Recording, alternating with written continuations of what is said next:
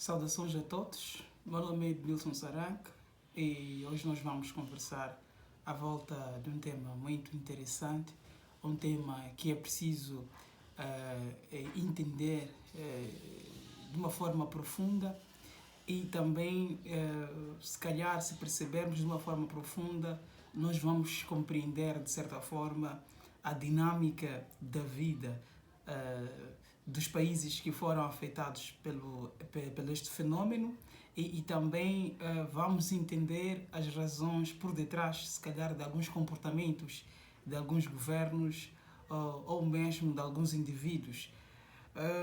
Prontos, eu estou a falar nada menos, nada mais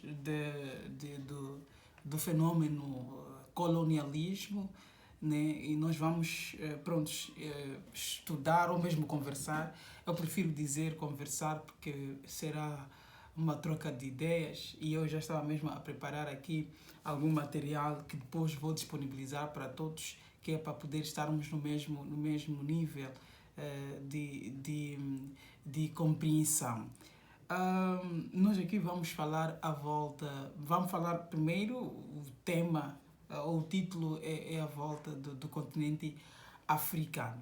E vamos falar à volta do colonialismo e suas consequências duradouras em si, que é, vamos tentar perceber de como é que este fenómeno afetou as esferas, as estruturas sociais, políticas, assim como econômicas, e também vamos perceber a relação entre o passado colonial e as dificuldades atuais, as dificuldades de desenvolvimento das ex-colônias. Se tivermos mais tempo, também vamos aprofundar e falamos à volta dos desafios políticos. Estamos a falar de corrupção e governança. Esses dois últimos são temas que até hoje nós vivenciamos e também são temas que nos escapam, né? Que nos escapam para debate ou nos debates atuais. Em primeiro lugar, antes de falarmos à volta deste fenómeno que é o colonialismo, é preciso primeiro compreender o que significa na íntegra esta palavra colonialismo. Eu aqui elenquei alguns autores que falam à volta deste fenômeno e vou partilhar a partir de já convosco o que é que estes autores pensam e também depois disto, vou deixar ficar aquilo que é a minha opinião ou mesmo o meu entendimento à volta deste fenômeno que é o colonialismo. Nós temos o Dias, né? Temos temos aqui o John Dias e temos também a autora Maria Marano, que é uma brasileira. Esta Maria defende que o termo colonialismo pode ser conceituado como um método de dominação de uma nação sobre outra por meios territoriais, culturais e econômicos. E ela também aprofunda mais, dizendo que existem dois modelos de formação de colônias. O modelo de exploração, que busca a extração de recursos, pode ser recursos minerais ou outras, e também a questão de matérias-primas da região colonizada para o império colonizador. E o modelo povoamento, relacionado com o deslocamento de uma massa de colonos para o território a ser colonizado.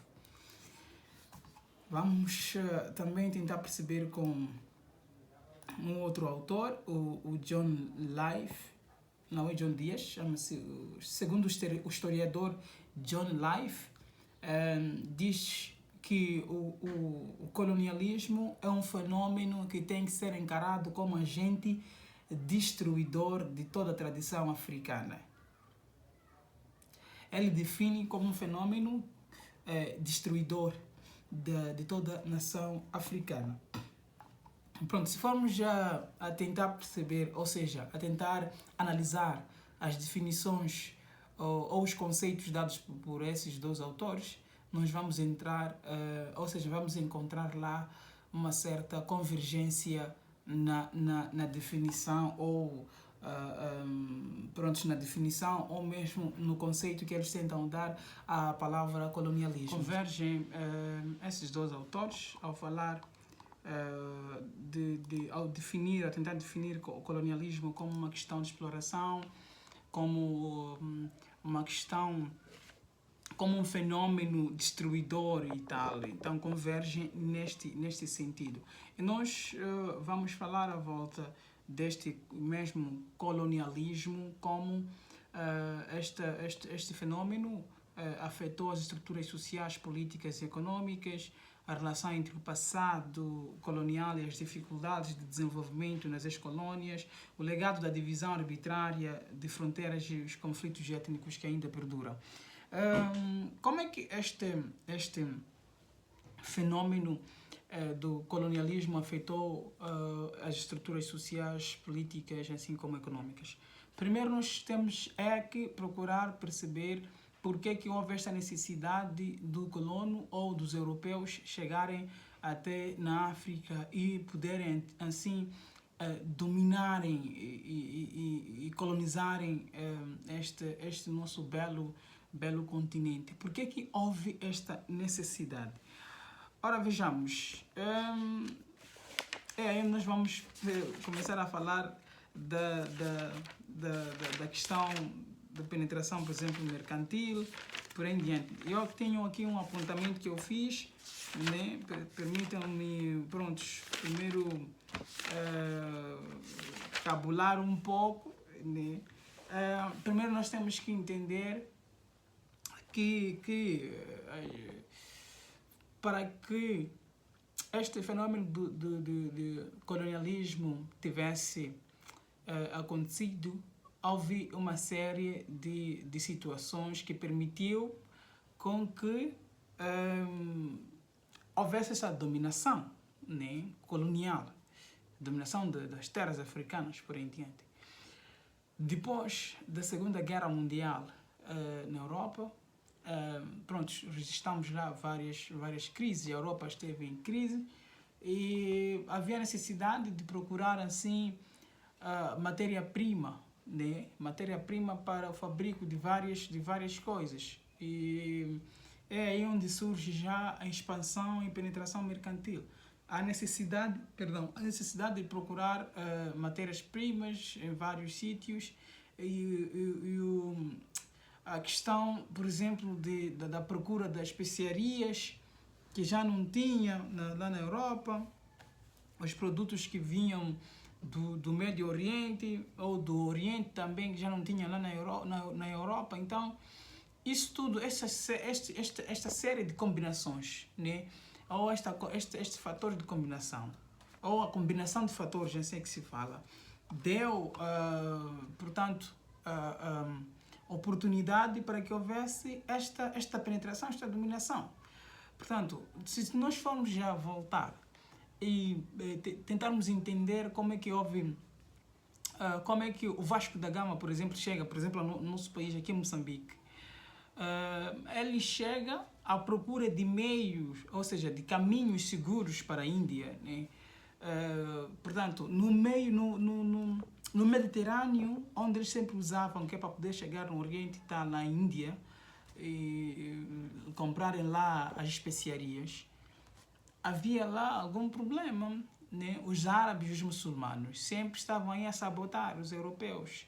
Então, nisso tudo, os europeus pensaram, nós podemos, se calhar, procurar outros caminhos seguros até descobrir um caminho seguro que nos levasse até a Índia sem ter que passar no mar ou no Mediterrâneo, sem ter que passar lá, porque lá já não havia segurança. Então, o tentar contornar, né, fez com que Vasco da Gama chegasse e descobrisse novas terras, né? Novas terras. Aqui na África, descobriu a África, foi para a América, por aí em diante, descobriu essas terras. Outra questão que nós temos que entender é que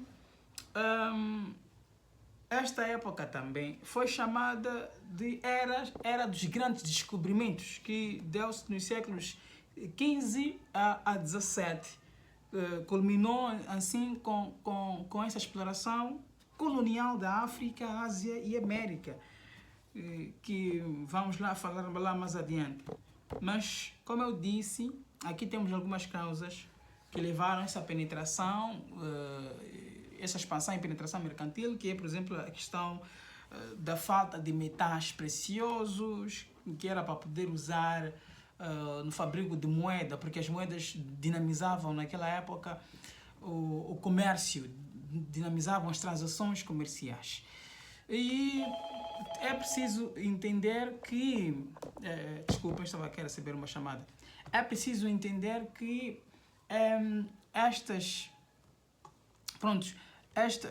o colono chega na África como um mero comerciante à procura de formas de trocar, né, fazer transações comerciais. Chega aqui na África para poder fazer isso e viu que aqui aqui tem muita matéria-prima, né? Tem muita matéria-prima. E como eu posso conseguir esta mesma matéria-prima sem ter que pagar nada?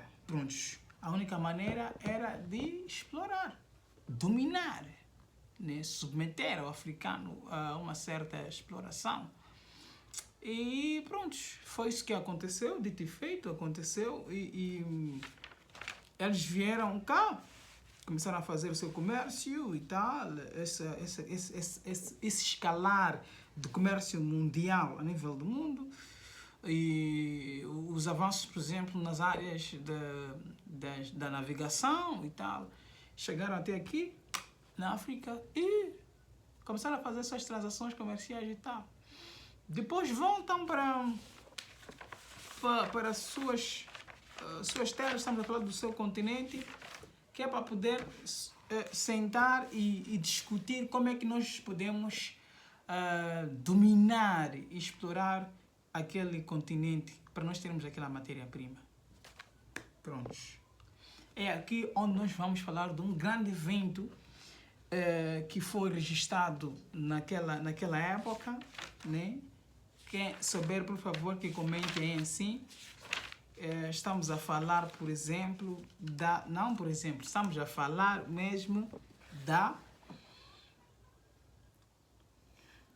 estamos a falar da Conferência de Berlim, de 15 de novembro, né, de 1884 e 26 de janeiro de 1885, aliás, em que as potências imperialistas sentaram, num total de 15 países, sentaram para poder resolver, ou seja, dividir o continente africano. Olha, Portugal, tu ficas com isso, Inglaterra, tu ficas com aquilo, Alemanha, que era anfitriã da própria conferência, tu ficas com aquilo, países do Reino dos Países Baixos, tu ficas com isto, e assim sucessivamente, né?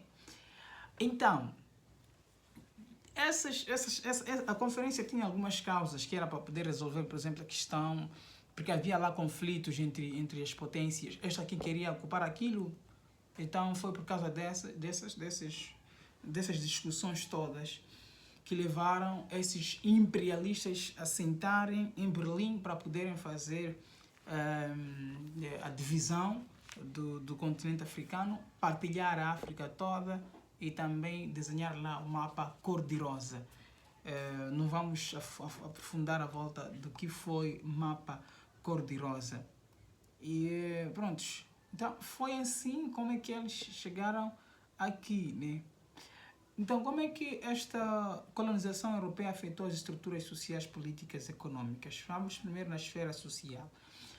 Vamos falar da educação.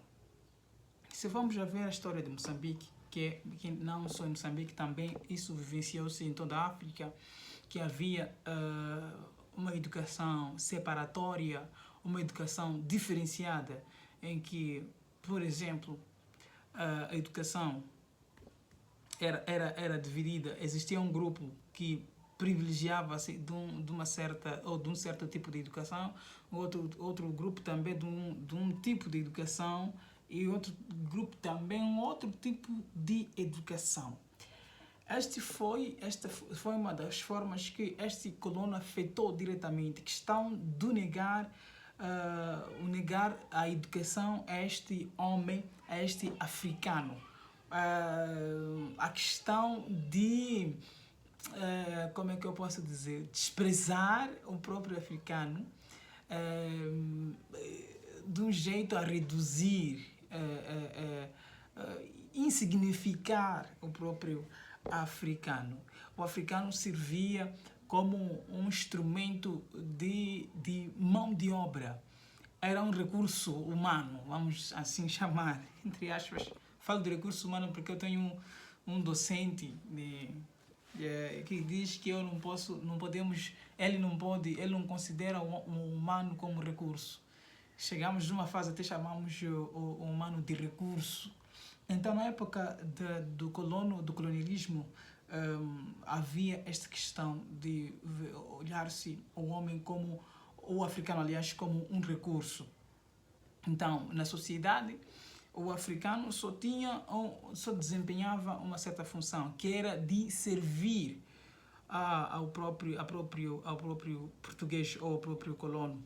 Falo de português porque, pronto, a nossa colonização foi esta colonização portuguesa. De tal forma que eu falo agora português porque é uma herança, é uma das formas que o europeu português afetou diretamente na minha sociedade, até deixar-me com essa língua que é o português.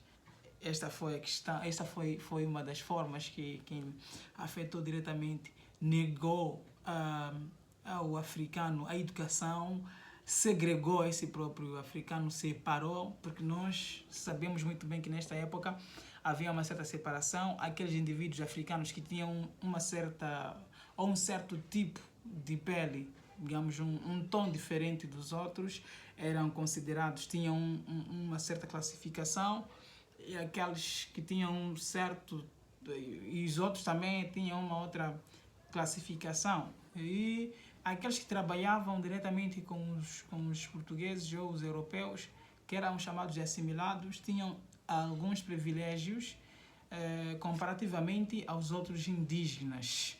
Então, esta foi uma das formas mais cruéis de tratar este homem ou este africano. Como é que afetou na esfera política?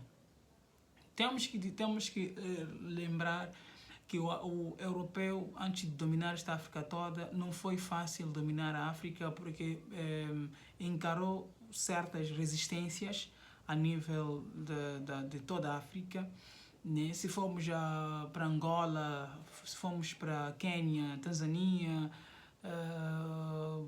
Burundi, Uganda, Botsuana, Namíbia, África do Sul, Malawi, Zimbábue.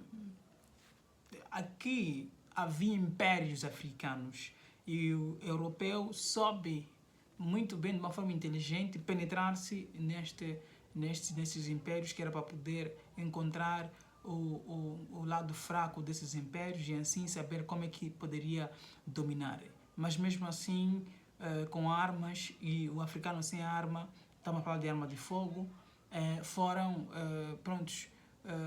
vários anos que tentaram assim penetrar, mas mesmo assim conseguiram, porque o europeu usou várias formas para poder conseguir. Custa conquistar, nós temos que conseguir aquelas terras, prontos. Então, usou várias formas para penetrar-se aqui na África e supiar, dominar e levar à força as terras, tudo aquilo que era do africano.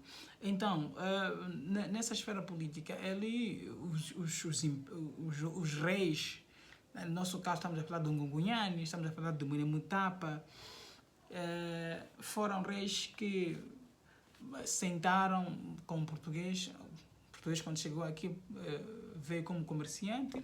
Houve algumas ações diplomáticas. Estamos a falar de sentar-se, conversar-se sobre alguns aspectos e tal. E mesmo assim, depois o europeu viu que poderia, dentro do sistema político africano, né, dos impérios e tal, implantar ali alguns traidores, que era para poder conseguir algumas informações. E assim foi essa forma que ele afetou, né? Destruindo toda a esfera política, levando aos impérios a refugiarem-se, por exemplo, nas montanhas. Quando eles atacaram, alguns impérios tiveram que se desfazer e gás para as montanhas. E assim foi. E depois disso, prontos, alguns europeus deixaram alguns impérios prontos, a funcionarem de uma certa forma, mas puseram lá algumas pessoas que eram da sua confiança, né? Você fica a mandar aqui e tal, com uma forma de confiança, ainda continuar a ter aquela confiança por parte dos próprios africanos e tal. Como é que como é que afetou na economia? Antes do europeu chegar aqui, o africano já fazia transações comerciais com os árabes persas. A título de exemplo, esta camisa que eu estou aqui a vestir chama-se kitenge. Kitenge. Na Tanzânia, no Quênia, chama-se kitenge. E nós chamamos de capulana. Por incrível que pareça, não tem sua origem africana. Então, este tecido tem origem asiático, né? Tem origem na Ásia e chega aqui na África por intermédio dos persas, né? Por transações comerciais. E quando chegou aqui na África, vejam que este tecido só servia já significava como um símbolo de riqueza, um símbolo de nobreza. Então quem usava a capulana era o rei. Era o rei, e o rei que tinha esta prerrogativa de usar esta capulana. Portanto, já fazia esta transação com os árabes, persas, por aí em diante. Mas quando o europeu chegou, destruiu tudo e fez com que o africano dependesse já do próprio europeu, né? Dependesse do próprio europeu. Estamos a falar da escravidão, por exemplo, submeteu à escravidão. Estamos a falar da questão do próprio africano ter que pagar impostos ao europeu. E, em nosso caso, em Moçambique, temos, por exemplo, a questão do imposto de palhota. Eu, como africano, tinha que pagar ao português ou ao europeu um certo valor por conta da minha palhota. Nós não, os que trabalhavam, por exemplo, nas grandes plantações, plantação de cana e tal, nem tinham um salário condigno. Não tinham um salário condigno e era uma exploração de mão de obra sem precedentes. Então, esta foi uma das formas que o europeu afetou diretamente esta esfera econômica. Vamos lá já ultimar a relação entre o passado colonial e as dificuldades de desenvolvimento nas ex-colônias. Nós sempre falamos sobre... este é um assunto que não passa, ou seja, não escapa nos grandes debates, nas grandes discussões, que é a questão das dificuldades de desenvolvimento. Olha, por exemplo, em muitos países aqui na África, depois de estarem independentes do colono, do europeu, ainda houve alguns conflitos internos sobre, por exemplo, quem deveria estar a gerir, quem deveria estar a chefiar ou quem deveria estar a dirigir os destinos do país, por aí em diante. E estes conflitos, até hoje, vivenciam-se as suas sequelas. Quer dizer, temos sequelas destes conflitos até hoje. É o caso de Moçambique, por exemplo, depois de 75, de 1975, depois da independência, houve a Guerra dos 16 anos, a guerra entre a Renamo e a Frelimo, que antigamente, pronto, não eram assim, vamos lá, blocos partidários, né, ou políticos, mas prontos, houve um conflito e gerou essa explosão que é a Guerra de 16 anos. E essa Guerra de 16 anos dificultou ou destruiu muita coisa que hoje está a dificultar o desenvolvimento. Está a dificultar o desenvolvimento. Por quê? Porque Moçambique teve que regredir, teve que já começar a reconstruir. Nenhuma guerra deixa boa coisa, sempre deixa destruições. Então, foi a questão, por exemplo, de Moçambique. Temos a questão da má governação que se registra em vários países. Esta é uma dificuldade, é uma das dificuldades de desenvolvimento, questão da falta de investimento da educação. Por isso que há quem diz por aí que nós apenas mudamos o colono, não o colonialismo. Apenas mudamos do colono. O colono é que saiu, veio outro colono, que é o próprio africano, a explorar o outro africano. Por isso que a questão... Olha, vejam só, o colono quando chegou viu que eu não poderia dar a educação a este africano, porque se eu pudesse ensinar muito, ele ia descobrir muita coisa e pronto, ia acordar. E é o que acontece hoje em dia. É uma das dificuldades de desenvolvimento. A qualidade da educação nos países africanos é muito baixa. Estamos a falar, por exemplo, da questão do próprio investimento no setor de educação. É muito baixo. Alguns países, ou vários países, o orçamento que é dado no setor da educação é muito baixo. Então, essa é uma das dificuldades de desenvolvimento. E desenvolvimento está onde? Está no setor da educação. Está a partir do momento em que você educa o seu cidadão, que é para poder transformar as coisas. Porque a educação é transformação, transformar o africano para o melhor.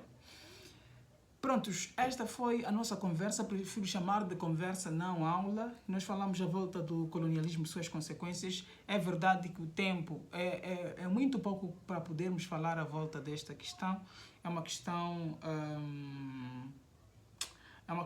que precisamos falar.